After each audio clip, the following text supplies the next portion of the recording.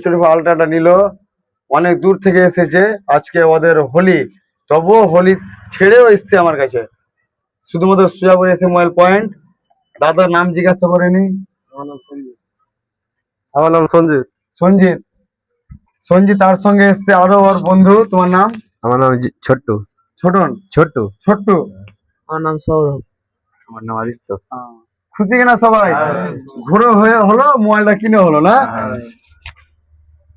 দিলাম কত তোমাকে? 61 দিলাম, তার সঙ্গে একটা 45 অ্যাডাপ্টার দিলাম।